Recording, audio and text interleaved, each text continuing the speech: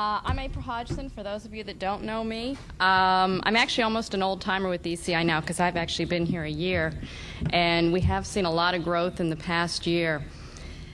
I personally really took Dave and Scott's comments to heart yesterday because it's very easy, especially when you've been here that long going through the process, to get frustrated by where we are not. And it's important, and yesterday I really did that. You take a step back and you look at where we are, because we have come an incredible distance in 1 year. Kind of going to the stealth idea, I have 18 years of broadcasting experience, and I was sitting in CBS's office last December, and the customer there told me, "So are you guys involved with this Enron thing?" And I said, "What are you talking about?" She said, "Well, they have a 20,000-mile terrestrial fiber network." I said, "Chris, nobody could have a 20,000-mile terrestrial fiber network that no one knows about." She said, "They do." I said, "Well, give me the guy's card." And I called Bill Collins, and 2 weeks later I was working with Enron because they really did have it. Not only did they have it, but they had some incredible ideas of what they could do with it. I think that in itself has been probably our biggest challenge in the past year in getting the broadcast industry to also believe that that's out there. Broadcasters tend to not believe what they can't see. So we have been able to, over the past year, prove to customers that it is out there and it does exist, to the point that within the last 2 months, Warner Brothers told us that for their broadband future, Enron has the only network that they can put their broadband distribution on. BMG Music called me 2 days ago, unsolicited, because they heard about us. So those are the kind of things that we do need to step back and take a look at. That's where we've come in the past year without a doubt. In the media services group, our group's really different from Matt's group. Matt has a stronger challenge as far as creating market. We work with people who really do understand broadcasting. All they want is a pipe and someone to put it out there for them. So our approach is a little different, and how we go at things a little different. The first thing I wanted to look at is how we're set up. We try to set our sales team up regionally to put them in the major broadcast centers. LA obviously is a huge area for us. New York's another big area. Denver's becoming an area. Excuse me, Atlanta's a big area, largely because of the Turner and CNN influence there. And also Miami's a big area for us because that is the gateway to Latin America. All the broadcasters that are in the U.S. also go into Latin America.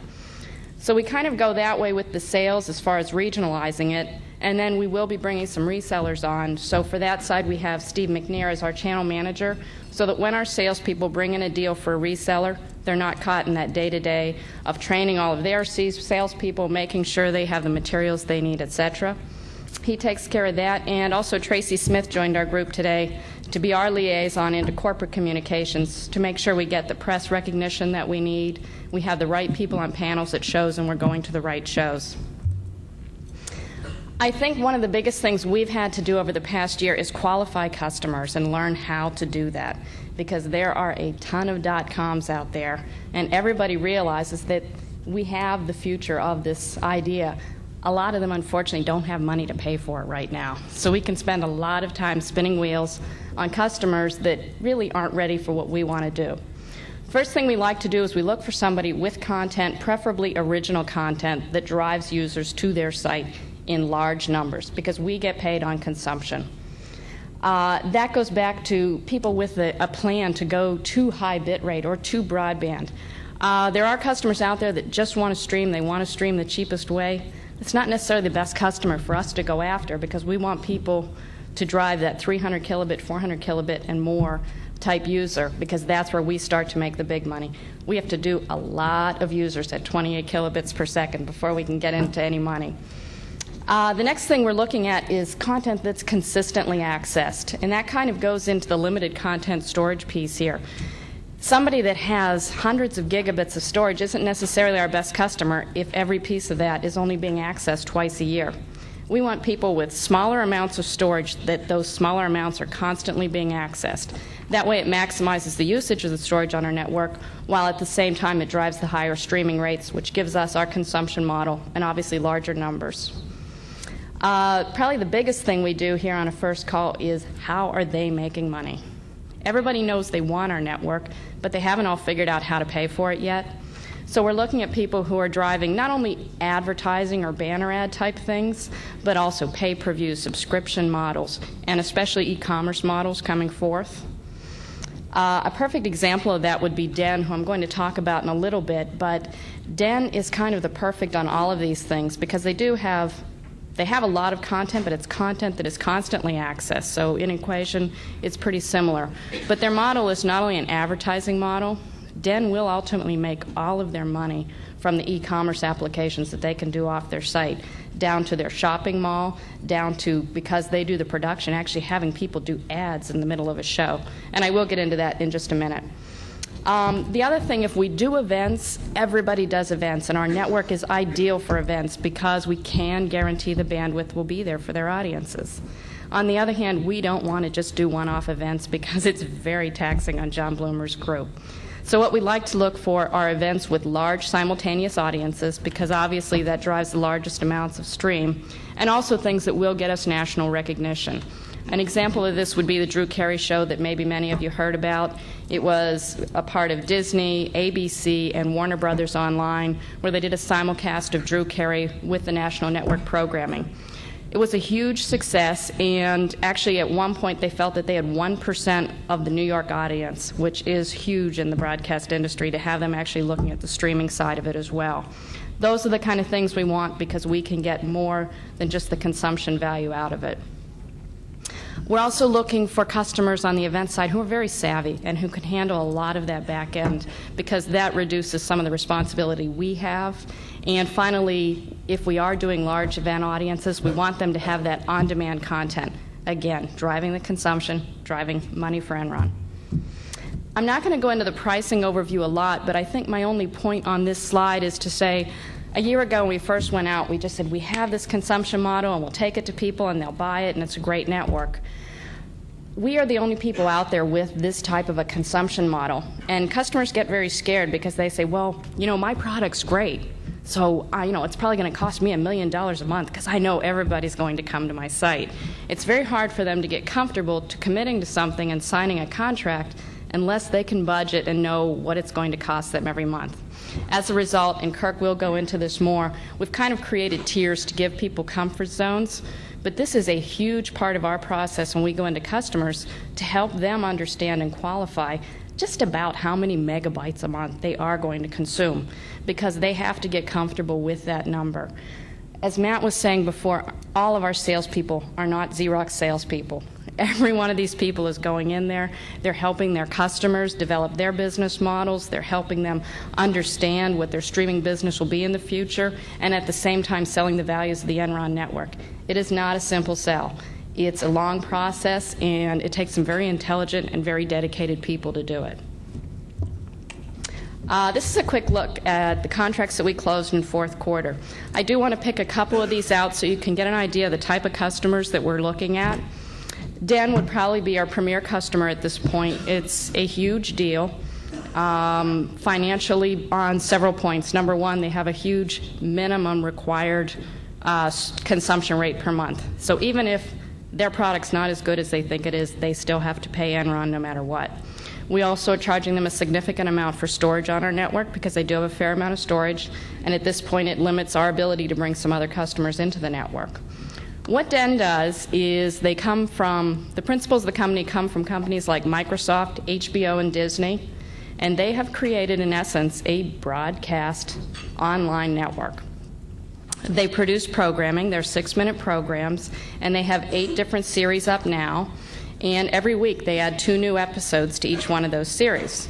So what they have created is a network for people to go in and watch the shows that they like when they want, and they also come back every week because they know there are 2 new episodes.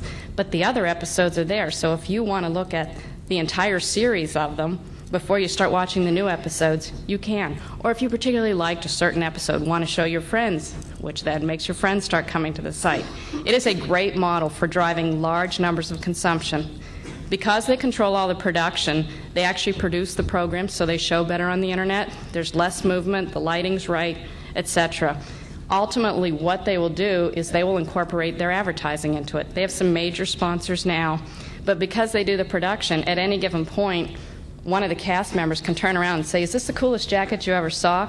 You can get it for $45 at the Gap. Click on it and buy it." This is the kind of ideas that people are working on out there. And these are the kind of customers we want, because they're very creative people, but they are driven by making a lot of money. And when they make a lot of money, Enron makes a lot of money. The next one I want to go down to on here is webcast.com. Webcast.com is a good example of an events-type customer that we want to go after. We do have a signed contract with them. One of the first things they do is they do the Lotus Sphere events, which I'm not sure if everyone knows about. It is a 2-day online conference for Lotus users. It generally drives a simultaneous audience of 100,000 users. So that's huge for us. They also have an international piece and a domestic piece on this. The big thing about webcast.com is for their customers, they develop the website, they do sponsorship, they do the encoding, they do the production. It is a total package, so for us, all we have to do is plug in the Enron network to wherever they are, and they are very savvy on handling their end. They also do things like NCAA basketball and Final Four. Obviously, those are huge events, and that's the type of events customer that we're happy to have. And like I say, it's great for us right now because we have signed a contract with them. M-Show would be another example, who will be here later today. M-Show considers themselves an interactive broadband broadcast center. And what they do is they incorporate things like PowerPoint slides and streaming media into one format with proprietary software, and then they go to the business community with that. M-Show has also signed an agreement with us, and we're working and partnering on many things with them, and that's why you will see them today. Just in this group alone from the fourth quarter, confirmed revenue means their minimum monthly commitments or storage charges is already $2.1 million of revenue towards next year. Because they have minimum monthly storage, they also pay for additional things beyond that. For instance, if we do special events production for them, or if they stream above their minimum commitment. So there are projected revenues just for this group alone for next year of $3.2 million. So I think that's important for everyone in this audience. Probably one of the most frustrating things for people in the last year is, where are the customers and where do we see them? On the sales side, I think we start to take it for granted because we are out there and we realize people do want to use the network. So I hope this helps people to understand there really are real live customers on the network. We're turning people up all the time. As you can see, these customers all start in January for the most part, or February 1st. It really is coming, and every time we add customers to this list, both from Matt's group and from my group, it makes it easier to go out and do the next sell. We right now have three very big deals on the table with 3 very big players that hopefully will be closed very soon. Again, it just creates our market recognition and makes it stronger. Our focus for 2000 is to continue the momentum we've been able to start and keep going here. Probably the biggest thing, because this is what broadcast is about, is creating that market recognition. We want people to say, I know the Enron name. This is happening just by the fact of BMG Music called me 2 days ago and said, I've heard about your network. I want you guys to come present, because for us and for delivery of music, I think you guys are the only ones that can do it. So it is starting to happen. We have to keep that machine rolling. It's probably one of the most important things we can do going forth from this point. And we want to use that recognition to close other content providers. We do have to keep growing our sales team. We've added 3 people in the last month. We have 2 more offers on the table right now, but we can't get salespeople fast enough.